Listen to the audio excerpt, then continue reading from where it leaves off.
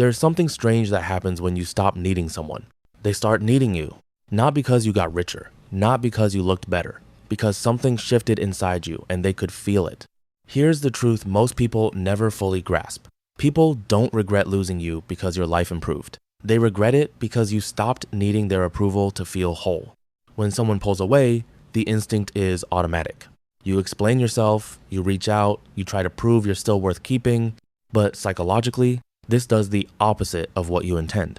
The human brain assigns value based on scarcity. When someone is always available, always chasing, always explaining, it registers as low value. Not because you are low value, because your behavior signals that even you don't fully believe in yourself.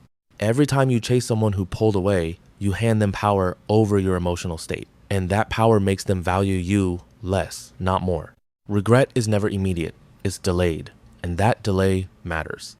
When someone is always present, the brain stops registering them as special. Their presence becomes background noise. The moment they're gone, the silence becomes loud.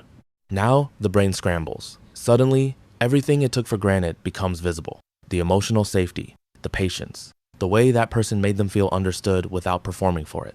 But regret deepens when they watch you thrive, not loudly, not for attention, just quietly, grounded, moving forward without bitterness. That's psychologically disorienting. They expected you to fall apart. When you don't, they begin to realize what they actually lost.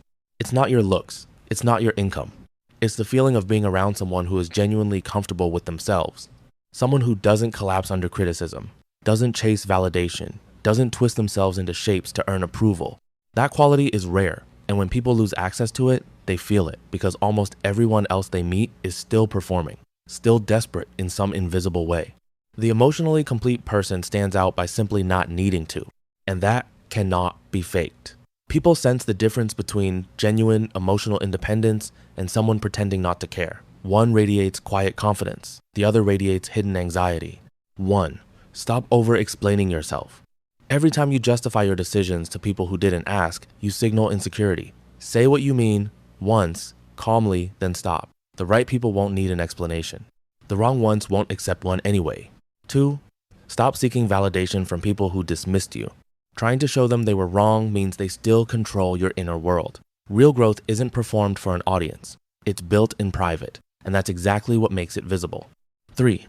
Build a life that genuinely absorbs you. Desperate people rarely have full lives. When you have things that truly matter, work, curiosity, relationships that nourish you, you stop having the emotional bandwidth to fixate on who left. That absorption becomes magnetic. 4. Walk away without resentment. Resentment keeps you emotionally tethered to someone who is supposed to be behind you. True release is neutral, not pretending you weren't hurt, but choosing not to carry it permanently.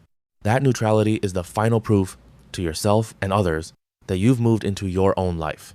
Here's the quiet irony. The harder you try to make someone regret losing you, the less likely they are to.